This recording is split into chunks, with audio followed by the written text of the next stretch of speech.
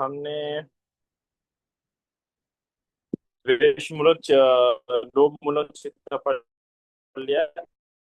अभी हम पढ़ेंगे द्वेष मूलक चित्त, है ना।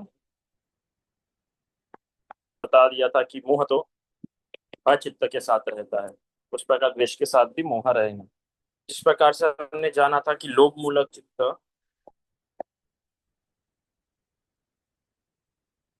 8 होते हैं, द्वेष मूलक चित्त सिर्फ 2 ही होते हैं।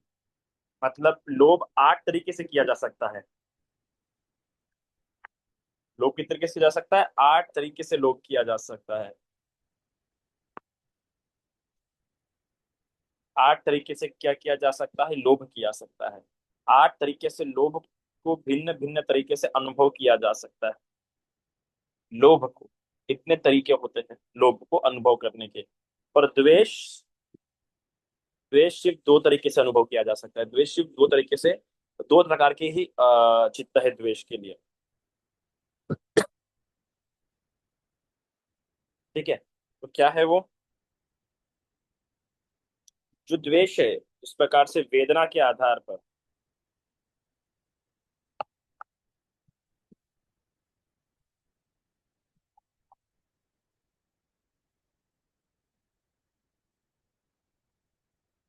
द्वेष मूलक चित्त है।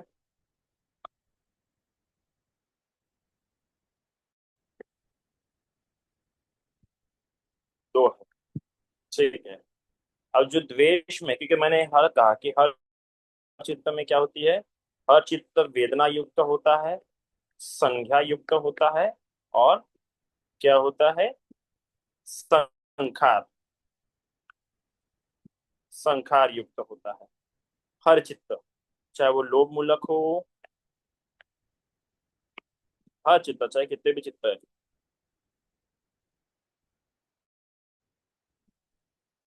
चाहे वो लोभ मूलक चित्त हो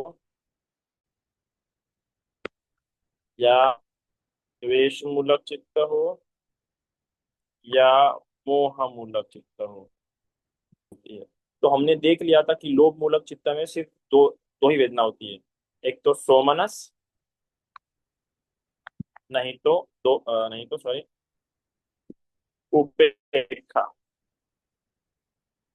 है ना। संज्ञा भी कैसी होती है? दिट्ठी वाली होती है। उनकी जो संज्ञा होती है काफी दिट्ठी होती है, काफी गहरी बनी होती है। तो जो संज्ञा होती है वो कैसी होती है? दिट्ठी वाली होती है। दिट्ठी वाली, दिट्ठी में भी क्या? संपयुक्तंग या फिर विपयुक्तंग। और संस्कार भी 2 तरीके के होते हैं, या तो असंखारिक या ससंखारिक। अब जो द्वेष मूलक चित्त में,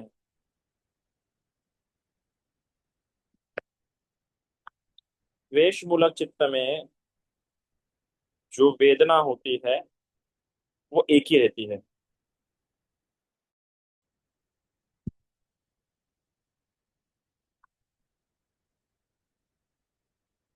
द्वेष मूलक चित्त हमेशा दोमनस, याद रखना। दोमनस वेदना आ गई तो समझ जाना वो द्वेष चित्त है। और किसी चित्त में दोमनस वेदना नहीं होती है, सिर्फ द्वेष मूलक चित्त में ही क्या होती है?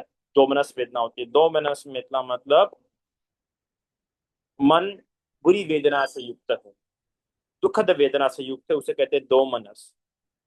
दुखद वेदना से मन युक्त है, उसे कहते हैं दोमनस। याद रखना, दोमनस मतलब दुखद वेदना, पसंद नहीं है, ना पसंद वाली वेदना। ना पसंद, ना पसंद वाली वेदना, ना पसंद वाली वेदना मतलब क्या है? दुखद वेदना है।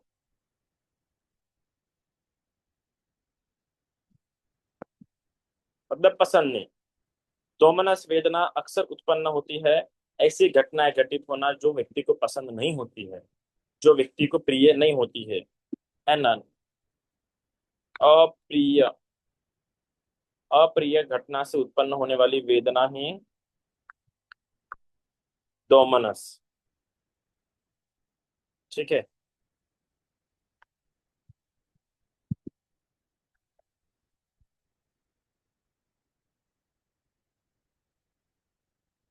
और संज्ञा कैसी होती है यहाँ पे? दोमनस में दिट्ठी होना असंभव है। दिट्ठी मतलब होती है एक धारणा। तो धारणा रख के मारना बड़ा कठिन होता है। तो दिट्ठी ये दोमनस चित्त में नहीं होता है, द्वेष में। कि जब द्वेष उत्पन्न होता है, जब क्रोध उत्पन्न होता है, तब वो ना आव देखता ना ताव देखता, बस कर देता है। उसके पीछे कोई विचार नहीं होता है, गुस्से के समय कोई गहरा विचार नहीं होता है। अगर विचार होता तो गुस्सा होता ही नहीं। तो जो दोमनस चित्त है, जो द्वेष मूलक चित्त है, उसमें जो संज्ञा होती है कभी दिट्ठी युक्त नहीं हो सकती। दिट्ठी नहीं हो सकती कभी भी। क्या होता है उसमें? पटिक। दोमनस में होती है संज्ञा पटिक युक्त। अब पटिक संज्ञा क्या होती है? पटिक मतलब देखते बराबर गुस्सा आ जाना, देखते बराबर चिड़चिड़ हो जाना, इरिटेशन। जिसे आप कहते हैं इरिटेशन। जो इरिटेशन इरिटेट करती है, वो चिड़चिड़ा अनुभव कराती है, बस देखते बराबर आता है कि मार दो। पट्टी का मतलब दोमनस में ऐसा नहीं होता। दोमनस मतलब जो नापसंद है। दोमनस मतलब नापसंद वाली वेदना, नापसंद वाली अनुभूति, वो कहते हैं दोमनस। पर पटिक जो होता है, पटिक मतलब मार दू, छोड़ू नहीं, बदला लू, प्रतिशोध लू। ये जो भाव होता है, ये पटिक ये संज्ञा है कि मुझे बदला लेने की संज्ञा होती है। बदला लेना एक संज्ञा है कि मैं छोड़ूंगा नहीं इसे, मैं देख के रहूंगा, मैं इसके हाल बुरे कर दूंगा, मैं इसे आराम में जीने नहीं दूंगा। मतलब उसके पीछे लग जाना और इस प्रकार से उसको जीने नहीं देना, उसका बुरा करना, इस प्रकार की संज्ञा रखना, मतलब पटिक। दोमनस और पटिक में अंतर है। जब दोमनस वेदना वहां पे उत्पन्न, दोमनस एक वेदना है, पटिक ये संज्ञा है, याद रखना। ये दोमनस जो है, ये दोमनस क्या है? वेदना है। और पटिक क्या है? संज्ञा है। संज्ञा मतलब एक पहचान। और पहचान कैसी बन जाती है कि बस इसको छोड़ूंगा नहीं मैं, बस इसको मार के रहूंगा, देख लूंगा, मैं इसे जीने नहीं दूंगा। ये संज्ञा बन गई है उस व्यक्ति के प्रति। तो कैसी? पटीक संज्ञा, मतलब जिसमें जीने नहीं देगा उसको। और दो मनस मतलब वेदना, इसमें कोई संज्ञा नहीं होती है वेदना में, बस अप्रिय है, अच्छा नहीं लगा। ठीक है, इसको ऐसा मारना और ना कुछ नहीं है दो मनस में। पर पटीक संज्ञा मतलब मारूंगा, छोड़ूंगा नहीं, देख के रहूंगा, ये बात भूलूंगा नहीं मैं, याद रहेंगे मुझे। ये जो भावना होती है, ये पटीक होती है। तो ये बड़ी बेकार होती है, मन में आ गई तो फिर वो आराम से छूटती नहीं है पटीक संज्ञा। क्योंकि बार बार, क्योंकि संख्या बन जाती है ना। तो इसे जब भी आप उस इंसान को देखते हो ना, तो फिर से आपको गुस्सा आ जाता है। वो इंसान कहीं भी दिख गया ना, अरे उस इंसान की बात आ गई ना, फिर से आप उसके प्रति बुरा बोलना शुरू कर देते हैं, या उसके प्रति उसका बुरा काम करना शुरू कर देते हैं, क्योंकि पति की संख्या ही बन चुकी है। संख्या ही बनने के कारण वहां पे बर्बाद होता है। और ये भी जो संखार होता है यहाँ पे, ये चित्त भी एक तो ससंखारिक होता है या असंखारिक।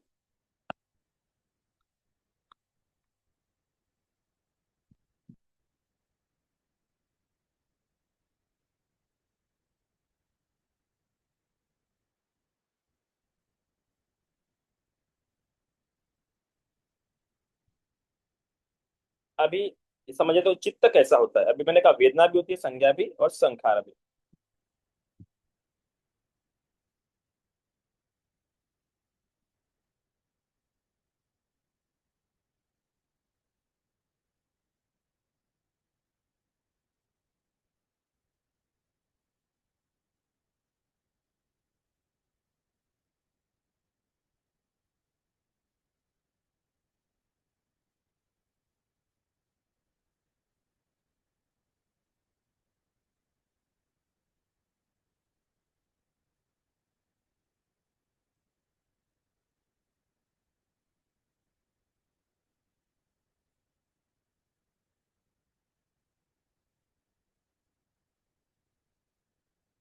तो ये दो ही चित्त होते हैं, लोभ मूलक चित्त। और वो भी होते हैं।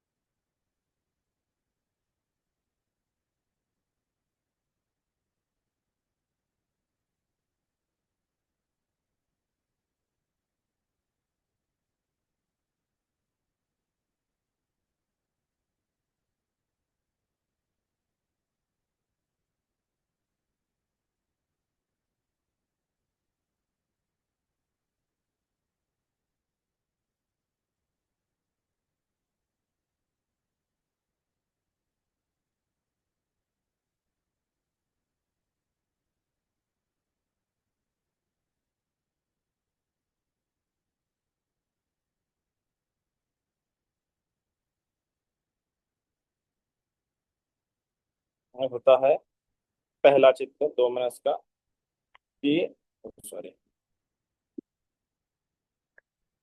दो मनस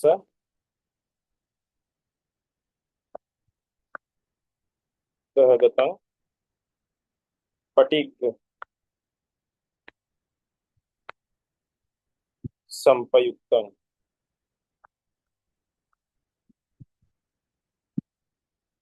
ससंखारिका। और दूसरा होता है दो मनस सहगतं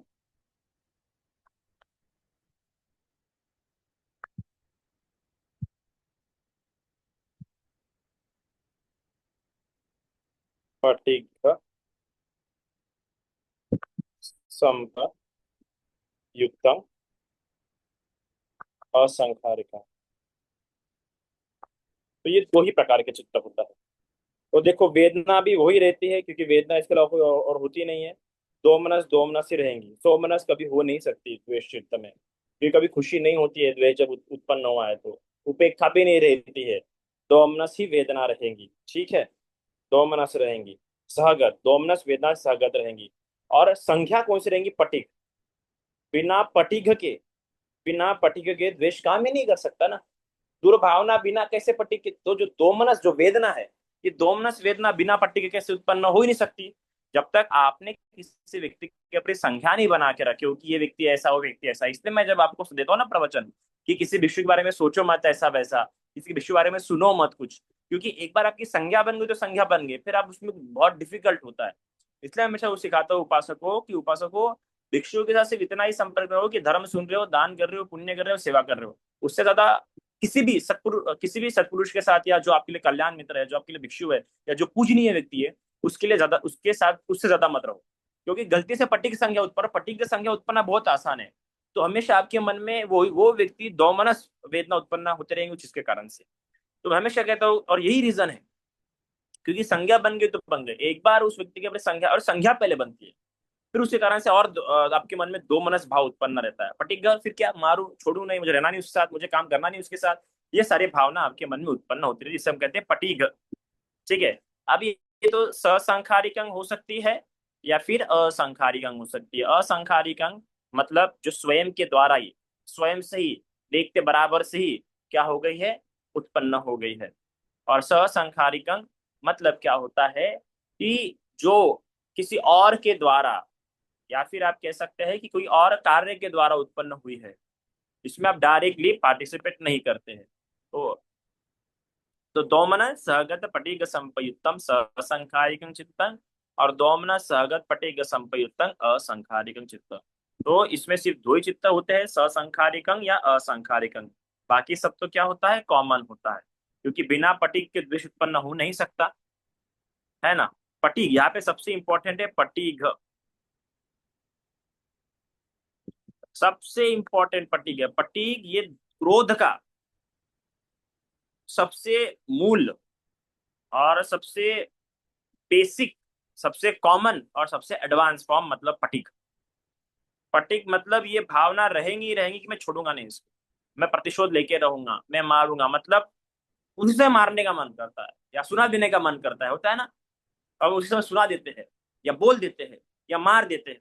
अगर पटीक रहा, द्वेष रहा, तो बाकी संवर से तो हम हटा सकते, थोड़ी थोड़ी देर में ही वो बात मन से हटा सकते हैं, संवर आ गया, सती आ गई तो। पर कॉमनली, साधारणतः क्या हो जाता है, तुरंत मारने की भावना या प्रतिशोध की भावना आ जाती है पट्टी के कारण, है ना।